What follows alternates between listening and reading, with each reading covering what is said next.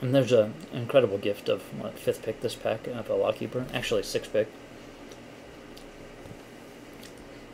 It's odd that I saw, or didn't wheel those other white creatures, and here I'm getting this late. This must have been a very deep pack.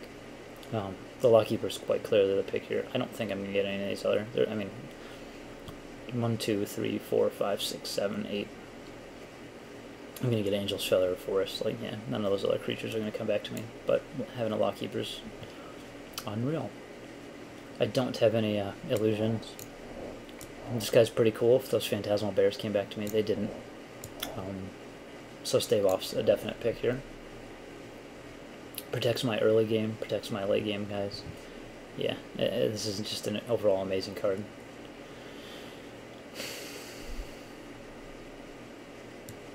God, and there's still Blood Ogre in the pack. Mighty Leap might be used as a sideboard card. None of these other things are exciting. Like, never going to be used by me, so taking the Mighty Leap. I was right. The Armored Warhorse table, the Vanillish Veteran did not. The green deck is shaping up to be a powerful deck. Like, again, people just aren't drafting green. But Armored Warhorse is our definite pick. We already got one. It works with the pledges. That was another reason to maybe take, Griffin over the 2/2 blue flyer, the hexproof guy, simply because he doesn't work with the pledge, which now I might play that I'm getting enough white cards. We already have a mana leak. I think Giant Spider is very strong against us. It basically blocks every single thing we do. I don't think we necessarily need negate now. It doesn't stop like the big spiders. Like if we're playing to counterspell against green, we're gonna want cancel or mana leak. So I think we're just gonna go with the Giant Spider. And the Manalith, the Manalith did table, which is not bad for us with 5/5 drops. So happy to see that. And if we open a Doomblade, I will consider splashing it at this point, even though we have 2 Armored Warhorses. Just take the stuff that's just not gonna be played. Let's hope to open like Gideon or something. Since we opened Sorin last time. I didn't call it the grave. I might as well call up a Gideon.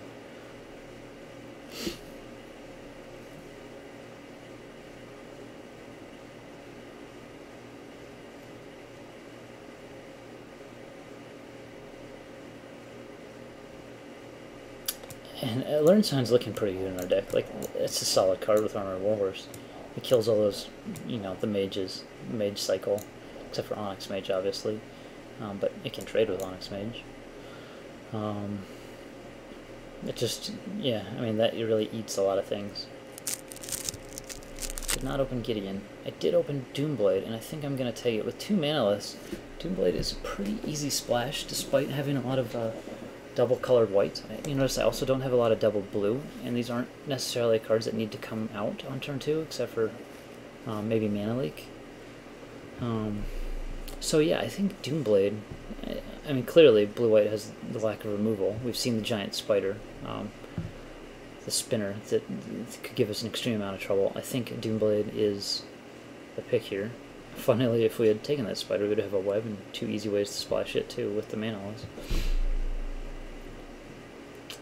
Yeah, just the strongest card for us. Wow, and if we're splashing 1 Doomblade, we're probably splashing 2. Even though I see a Lockkeeper here. We might, I think, let's see, there are 1, 2, 3, 4, 5, 6, 7, 8 solid cards. I think we might get a cancel back, which is good for us since we've seen that card that we need to deal with. This actually helps us deal with it though, in a solid fashion. Yeah, and Doomblade, once we're splashing 1, it's clearly the pick here. I think we have the card draw to be playing the extra mana. Yeah, it fits. And hopefully we get something crazy like the Lockkeeper late again.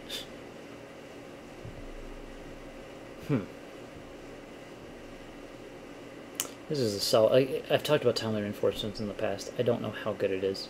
It's definitely good with Guardian's Pledge. I think Merfolk Looter is the pick here.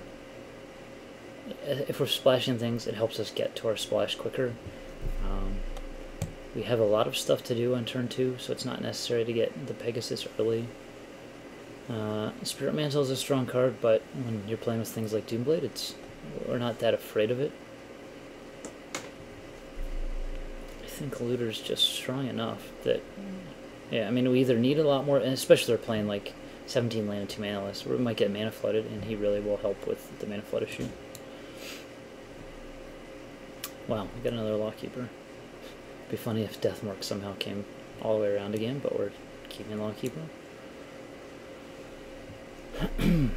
Okay, well now we have five drops. I don't think we can invest in another.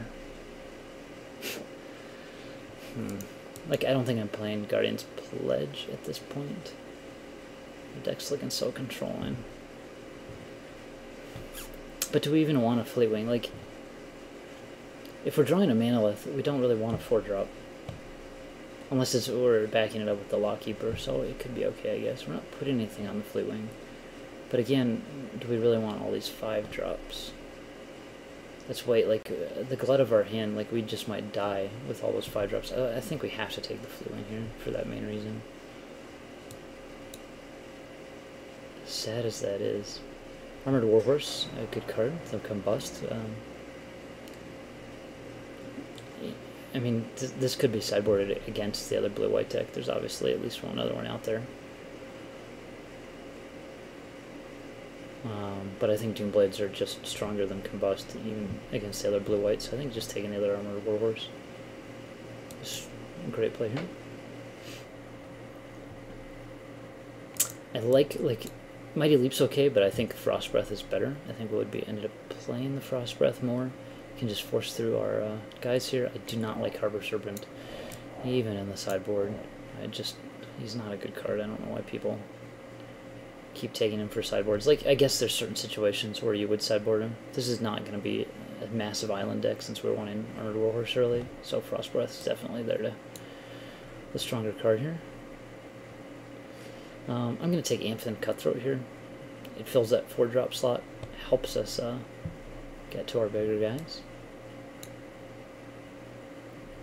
Another Frost Breath. I will take that. I don't know if I'll play it, but it could be considered. I'm just going to go with the, well, Elixir. We're already running Manaless, so I don't think Elixir is going to be great in our deck, even though Shoveling Doomblades isn't that bad. Just go ahead and take Turn to Frog, even though I don't think I'm playing it. It's still a card that's, I'll take the earlier drop. It's still a card that I might have to watch out for if I know it's out in the draft.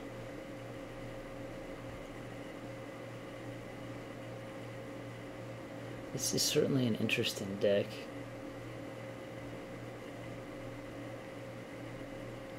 The real debate is if I play, well, we'll see right now. I'm just going to throw in the things that are definites right away. We want this white base. And I'm definitely playing Manaless with all those extra drops, and I'm definitely splashing the Doomblades. I think they're that strong. Especially with the other cards that I have to make them work.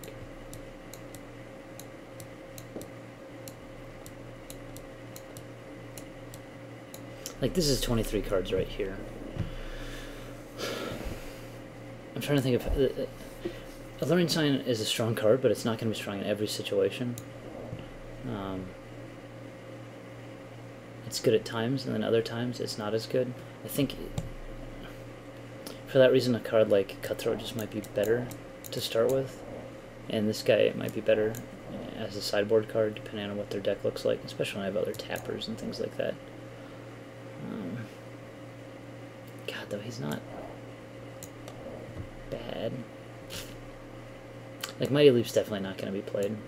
Yeah, I might sideboard that in. Guardian's Pledge, 1, 2, 3, 4, 5, 6, 7, 8, 9. Like, I just don't have enough white creatures, though he could be considered, I guess.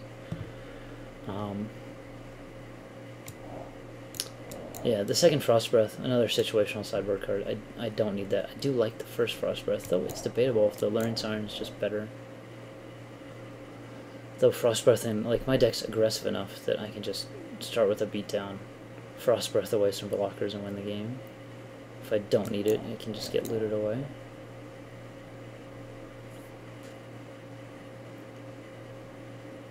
I mean, it could be that, like, Alluring Siren's a little bit better than something like even Fleetwing, where I'm bringing guys into the Cutthroat or the Warhorses early. I think, yeah, these guys are all... Like, I think we don't necessarily need to even eat ground creatures, I think. So, you know, if they have 2/2/2s, or a 2/1 and a 2/2, it provides a pretty effective block for the Warhorse, where this kind of guy breaks that, but that would be a sideboard situational thing, where if I saw that in their deck, I could easily just bring him in. I think this is what we're going with. I want to start with it. I think 9 plains, maybe 6 islands in a swamp. I don't necessarily, as I said, need islands that early. We still have Manolith to get out islands. Like, my earliest plays I want to have are Lawkeepers and Warhorse.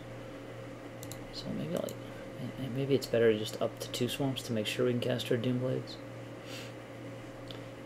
Though, I think 1 swamp's going to be fine. I mean, we have a Looter, we have the Azure Mage. These are more, like, I'll be tapping down early guys, and then deciding who to kill later game. Like, things might be getting in the way of Warhorses early, like, I don't, or at least provide defense early to draw into the other stuff, so I think 1 swamp's actually okay. I think this is fine. The problem is with 9 plains, I might not be, like, maybe I want to go for another plains, just to make sure I get out my Warhorses early. I really have 8 islands for late game stuff. Like these 5-drops, I have 8 islands for essentially. Arguably the same for the 4-drops, because on turn 3 I might be dropping Manolith. Then next turn, have Lawkeeper and plus this up. I think 10 plains is the right call. Alright, see you for round 1.